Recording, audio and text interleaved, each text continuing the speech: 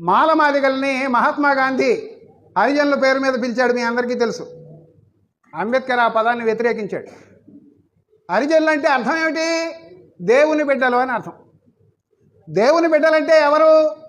గుళ్ళల్లో వ్యభిచారం చేయడం కోసం దేవుడికి పెళ్లి చేసి ఆ అమ్మాయిని ఊరి మీద ఉన్న మగాళ్ళందరూ ఎవరైనా వాడుకోవచ్చు అని చెప్పి దేవదాసీలని, జోగినీలని, బసివే అని చెప్పి ఊరుమ్మడి ఆవులుగా వదిలేస్తే ఊళ్ళో ఉన్న ఆబోతులన్నీ దాని దగ్గరికి వెళ్ళాయి. ఆ రకంగా దేవుడికి అర్పించబడినటువంటి ఒక లంజకు పుట్టినటువంటి పిల్లల్ని లంజ కొడుకులు అన్నారు. అందుకనే అంబేద్కర్ మేము హరిజనులు అని మమ్మల్ని పిలుస్తున్నావు అంటే